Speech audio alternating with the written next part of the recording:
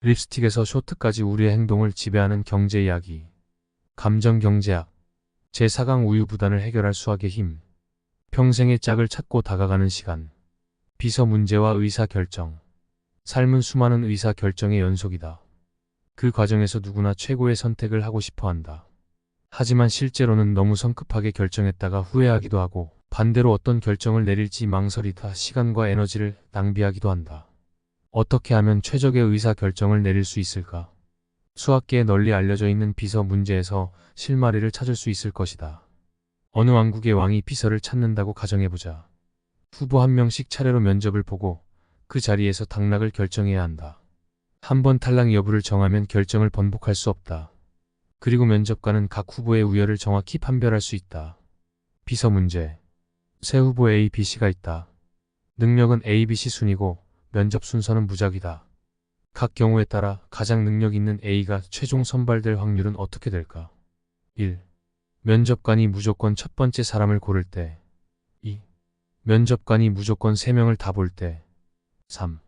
면접관이 앞 후보자를 기준으로 삼아 다음 사람이 그보다 나으면 합격, 아니면 탈락시킬 때. 1번은 면접관이 무조건 첫 번째 사람을 고른다면 A가 뽑힐 확률은 3분의 1이다. 2번은 반대로 면접관이 무조건 3명을 다 보기로 했다면 A가 뽑힐 확률 역시 3분의 1이다. 3번은 과정은 중요하지 않고 이해가 어려워 생략한다. 이때 가장 능력이 좋은 A가 면접에 성공할 확률은 50%다. 이는 전체 정보를 다 보는 것보다 오히려 어느 정도 정보를 탐색한 후에 탐색을 멈추고 결정을 내리는 편이 현명함을 시사한다. 그렇다면 어느 정도라는 것은 과연 몇 번일까? 수학자들의 계산으로는 선택지 중 37%를 탐색했을 때가 최고의 결정을 내릴 확률이 가장 높다. 비서 지원자가 100명이라면 일단 37명까지 면접을 보고 최고점자를 정한 후 그 다음으로 들어오는 사람 가운데 그보다 나은 사람이 있으면 곧바로 낙점하는 것이다. 이것이 37% 법칙이다. 앞 그래프는 탐색군의 비율에 따라 최고의 비서를 뽑을 확률의 변화를 나타낸다. 탐색군을 약 37%로 잡았을 때 최고의 비서를 뽑을 가능성이 가장 높다. 이보다 탐색군이 늘어나면 최고의 비서를 뽑을 가능성은 오히려 하락한다. 물론 후보 100명을 다 보고 나서 가장 뛰어난 사람을 마음대로 고를 수 있는 상황이라면 37% 법칙에 얽매일 필요가 없다. 하지만 인생에서 선택의 기회는 나를 기다려주지 않는 경우가 많다. 특히 짝을 찾는 과정에서는 더욱 그렇다. 짝을 찾는 과정에서의 타협. 100번 선을 보고도 옆구리가 시린 남성이 넋두리를 한다. 올 한 해도 그냥 가네요. 주변에서 눈을 낮추라고 하는데 저 별로 눈 높지 않아요. 도대체 몇 번이나 소개팅을 더 해야 내 반쪽을 찾을 수 있을까요? 당신이 싱글이라면 이 말에 공감할지 모르겠다. 오늘도 어딘가에 있을 사랑을 찾아 서성이는 사람들로 거리는 붐빈다. 연애와 결혼, 출산 3가지를 포기한 3포 세대의 우울한 자화상이 도처에 있으나 사랑하는 사람을 찾는 것은 인간의 본성이다. 그래서인지 경제학도 짝 찾기를 포기한 사람들에게 도움을 줄 방법을 연구한다. 관련 학자와 책도 등장한다.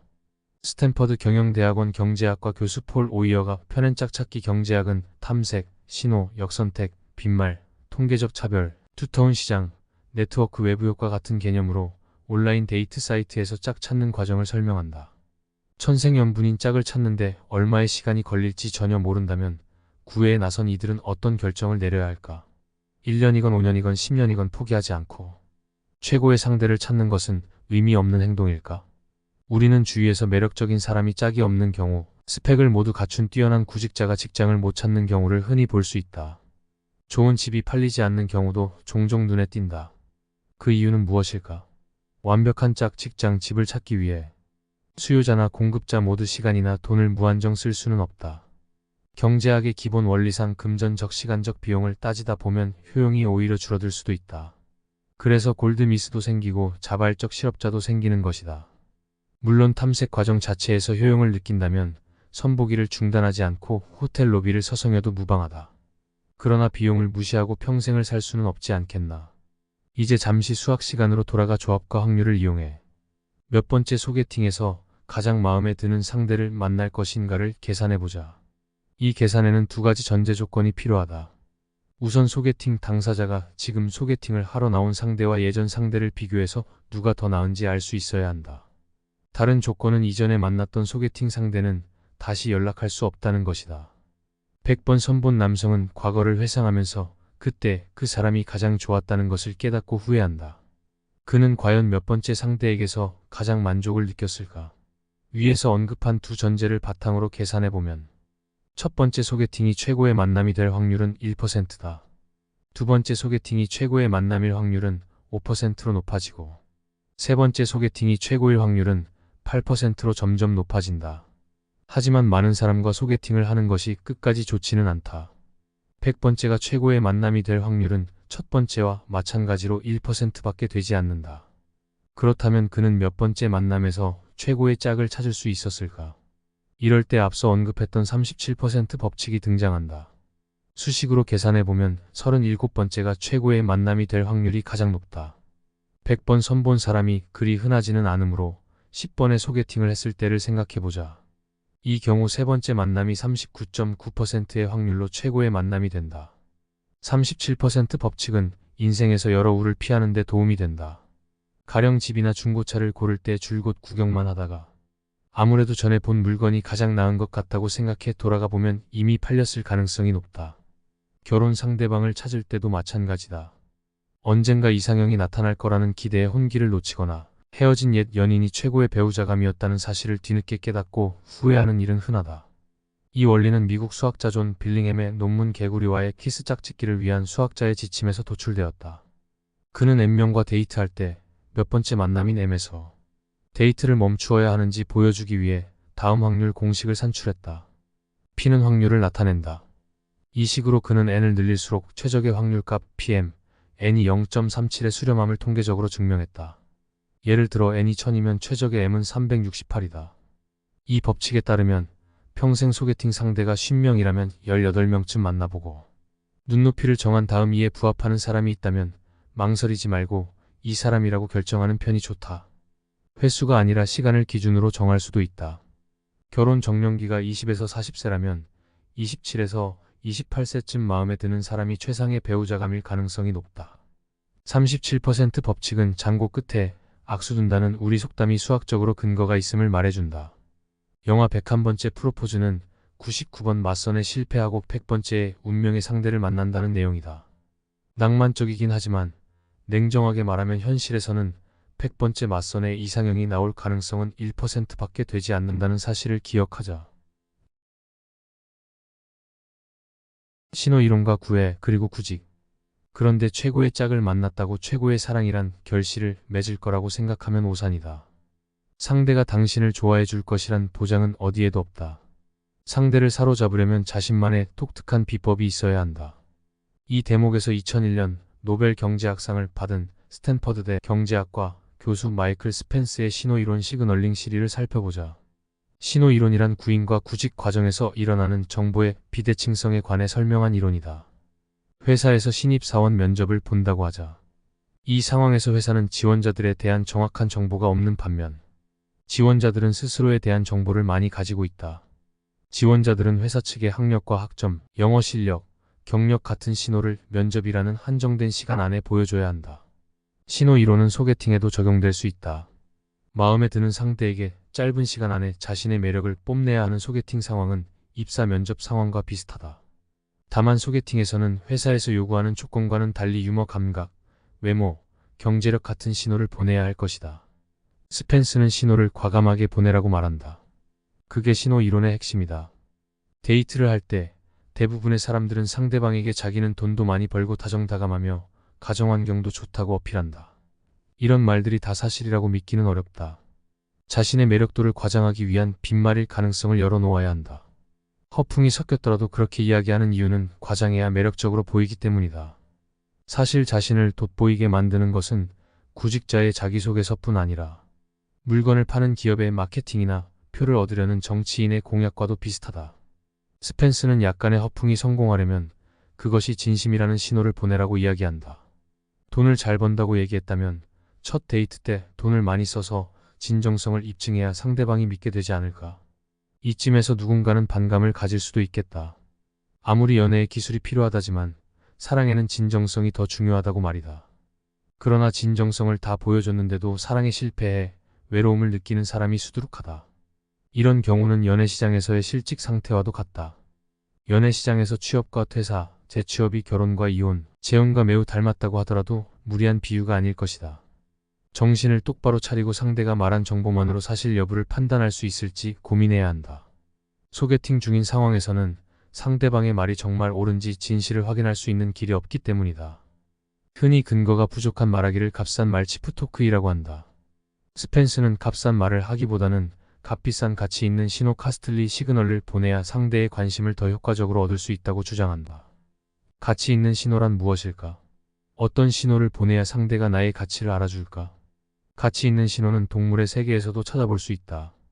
이스라엘의 진화생물학자 아모츠 자하비는 자연계에 만연한 가치 있는 신호를 핸디캡 이론으로 설명했다. 일반적으로 신호를 생산하는 데 비용이 많이 들수록 가치 있는 신호다.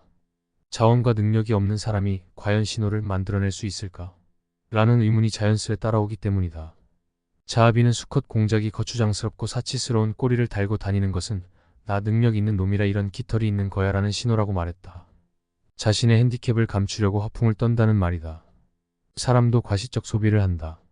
능력이 부족한데도 이성의 마음을 사로잡기 위해 돈을 펑펑 쓰는 것이다. 이런 과시는 돈에만 국한되지 않는다. 자신의 육체적 자신감을 과대포장하거나 모든 걸 다 들어줄 만큼 사랑한다며 순한 양이 되는 것도 일종의 과시다. 짝짓기의 심리 메이팅 마인드의 저자인 진화심리학자 제프리 밀러의 생각을 들어보자. 나 돈 좀 있는 사람이야 라며 과시하기 위해 비싼 레스토랑에서 소개팅을 해. 고급 음식을 대접하는 방법이 때로는 적중하기도 한다. 이는 과시적 낭비에 해당한다. 그런데 만약 상대방이 그럼에도 신뢰하지 않으면 돈만 낭비하는 꼴이 된다. 그래서 과시적 정확성과 과시적 평판이 보완되어야 한다. 과시적 낭비가 상대를 위해 낭비할 능력과 의향을 보이는 것을 뜻한다면 과시적 정확성이란 특정한 일에 긍정적인 태도와 능력을 보여 자신의 우월성을 입증하는 것을 말한다. 또한 과시적 평판이란 사람들 사이에서 인지도가 높고 평판이 좋다는 것을 보여 사람들에게 신뢰를 얻는 방법이다. 지인이 유명한 사람이라거나 주변 사람들이 퍽 괜찮다는 것을 보여줘서 상대의 마음을 사로잡고자 하는 전략이다. 이런 장면은 영화나 드라마에서도 많이 나온다. 밀러는 이 세 가지 조건 중에서 상대방이 가장 선호하는 가치 있는 신호가 무엇인지 파악하는 것이 연애의 기초라고 했다. 그의 이론에 따르면 사람들은 각자 이성에 대해 필수 요건을 다르게 가지고 있으며 그것이 충족되어야 상대에게 마음을 연다. 예를 들어 뛰어난 유머 감각을 필수 요건이라고 생각하는 사람은 상대방이 유머 요건을 충족시키는지 확인한 후 호감의 정도를 결정한다. 만약 상대가 유머 감각이 뛰어난 사람이라고 판단되면 또 다른 신호를 찾는다. 나와 같은 취미를 가졌는지 또는 성장 배경은 같은지 등의 다른 가치 있는 신호를 겸비했는지를 살펴보는 것이다.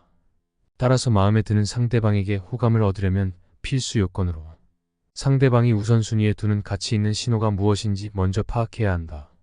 이것이 상대의 마음을 여는 첫 번째 관문이기 때문이다. 그 이후에는 상대방이 그 다음으로 선호하는 가치 있는 신호를 찾아서 보여줘야 한다. 이제 짝을 찾는 과정에서 중요한 점들이 보인다. 먼저 짝을 찾을 때는 너무 성급하게 결정하거나 너무 재지 말아야 한다. 또한 운명이라고 느끼면 적극 신호를 보내 상대방의 마음을 사로잡아야 한다. 덧붙이자면 확률은 말 그대로 확률일 뿐이니 순서와 상관없이 마음에 드는 상대가 있다면 과감히 결정해야 한다. 사랑의 방정식을 구성하는 3요소. 미국의 뇌신경과학자이자 인지심리학자인 로버트 스턴버그는 지능에 관련한 연구를 했는데 이 과정에서 자신의 연구를 사랑과 애정을 분석하는 데 접목했다. 그 결과물이 세 가지 요소를 바탕으로 한 사랑의 삼각형 이론이다. 그에 따르면 사랑의 3요소는 사랑을 구성하는데 무엇보다 중요한 결정적 요소이다. 3요소는 친밀감 인터머시, 열정 패션, 헌신 커미트먼트로 이 요소들에 의해 사랑의 유형이 결정된다. 성숙한 사랑은 모두의 이상향이나 쉽지는 않다. 영화 뷰티풀 마인드에는 사랑에 관한 아름다운 대사가 등장한다.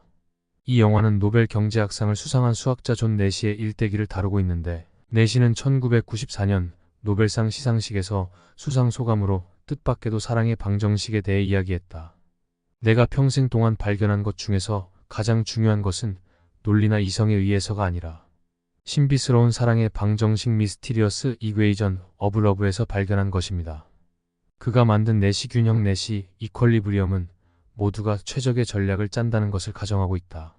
하지만 행동 경제학의 발달로 이제 사람들은 경제학이 이성의 영역만이 아니라는 것을 알고 있다. 그의 소감을 보면 내시는 이성과 감성의 조화를 아는 인물이었던 듯하다. 그의 가슴 속에 있던 사랑의 터전이 상만큼 값져 보이는 것은 경제학이 메마른 학문이 아니란 것을 알려주기 때문이다. 그는 이성과 논리를 뛰어넘은 사랑의 의미를 숭고하게 여긴 천재였다. 사랑의 방정식을 풀기 위해서는 짝을 찾는 합리적인 시간이나 신호를 계속 보내야 하는 이성의 논리 못지않게 친밀감, 열정, 헌신이라는 감성이 조화되어야 한다. 사랑이란 단어는 흔하지만 우리가 발딛고 살아가는 현실 속에서 사랑은 계속해서 노력해 나가야 할 만큼 가치 있는 것임에는 틀림없다. 평생의 짝을 만나 사랑을 하고 가정을 꾸리는 것은 중고차나 집을 사는 것과 다르다. 37의 법칙은 논리적이나 사랑에는 논리 이상의 힘이 필요하다. 이상으로 감정경제학 제4강 우유부단을 해결할 수학의 힘이었습니다.